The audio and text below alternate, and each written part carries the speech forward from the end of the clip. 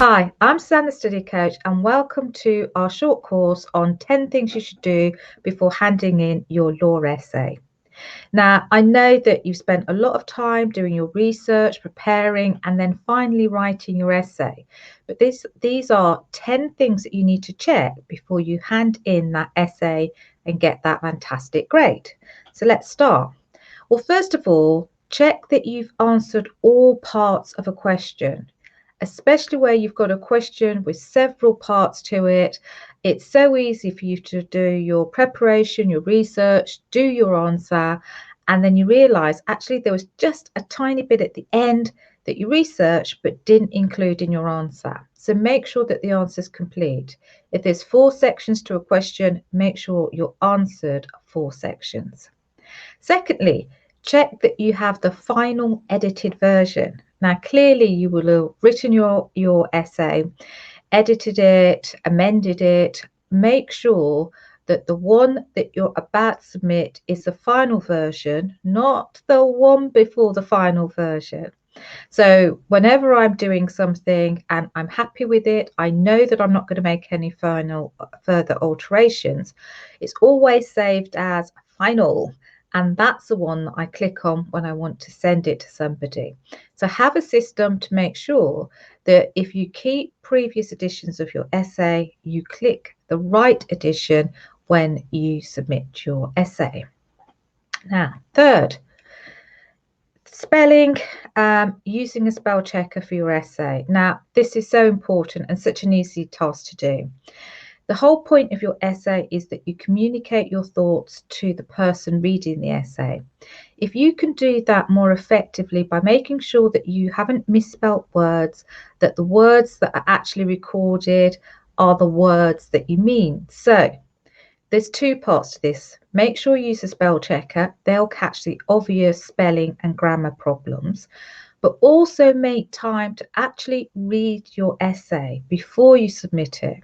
Now, for me, the best time to do any kind of checking or reading is first thing in the morning. That's when I'm most alert.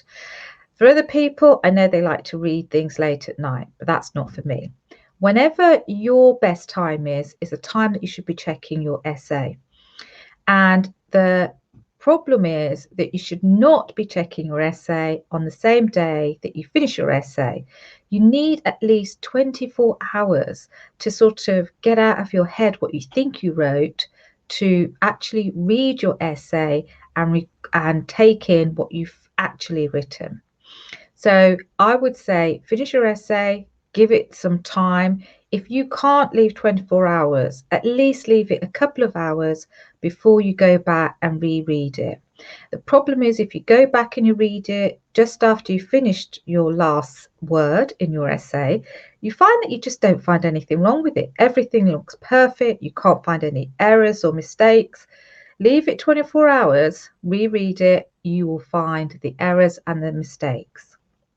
The key thing to be looking for is that your Mac or your laptop hasn't accidentally put words into your essay through the predictive language text that you just didn't mean to write. Check that where words have several meanings, you've used the correct one. Make sure that where there are American or UK versions of the spelling of a word, you've got the UK version. And just generally make sure that the grammar and the punctuation are correct. The whole point of doing this exercise is that if it's easy for your examiner to read your essay, then your thoughts are easily communicated and the more likely you are to get those better marks. Now, check your references are correctly cited. With law students, you need to make sure that you follow OSCAR, and that's quite easy. Your library will produce a reference guide for you. Just make sure that you do it, you follow the format that's required. Referencing is important because it's one of those skills that assessors are looking for in your essay. So if there's quotations, they're properly attributed to the person who made the statement or the quote. That if you're paraphrasing or summarizing the views of an academic, that you reference that in the footnotes and that you clearly indicate where you're using someone else's words or paraphrasing someone else's thoughts. Important. Quotations, phrases and arguments properly attributed, especially if you're not the author of those. And remember, you're getting marks for having correct referencing, correct spelling. These are all important things. 7, do you have a complete document with all the pages? It's not such a problem where you're just transferring a document that you've got in an electronic form. But if you've got to print something and then hand in a hard copy, this is where difficulties arise.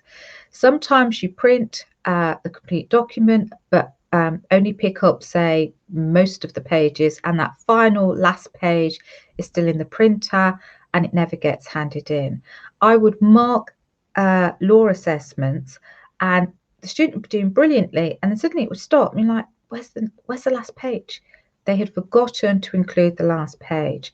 Even electronically, remember, scroll down to the end of the document and make sure that everything's included in that document, and somewhere in the editing, that last part of your essay hasn't been accidentally deleted or not included in an updated version.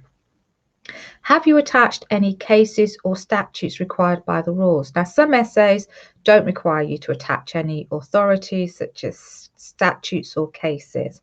Others do require you to attach cases sometimes. So make sure that you've read the rules and you know if you're required to attach anything to your essay that you've done it. 9, is your essay in the format for submission? Now, it's increasingly popular for assessments to be submitted online. You're given various formats in which you can submit your document. Make sure that your format is the correct format that's allowed, because what happens is on electronic submissions, if you submit it in the wrong format, it will not accept it and you may not get a mark for that work. 10, don't forget your name, candidate number or law school ID. Having done all that great work, it is really important that you put in your details. I can't tell you how frustrating it is to look at a document and for the student to have not put in their student ID details. Now that's 10, but I'm giving you a bonus today. 11, don't miss the deadline.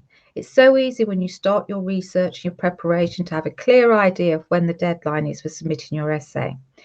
And the date will be in your mind and you're working towards it, but make sure you've got the right time. With electronic submissions, remember, if you miss the time deadline as well as the date, you're automatically not allowed to submit on many of the marking systems. So clearly have in your mind and mark somewhere where you can see the date and the time when you have to submit. And the other thing that happens whenever there's a time limit, a lot of students try to submit very near to the deadline. So if the deadline's 4 o'clock, do not be trying to submit your document 10 minutes before the deadline.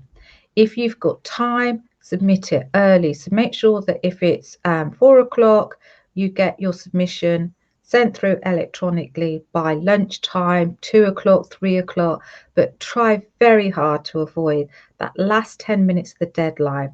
Inevitably, what happens is people have problems, the system crashes, or you just don't get your work actually submitted on time and you might be blocked out of the system.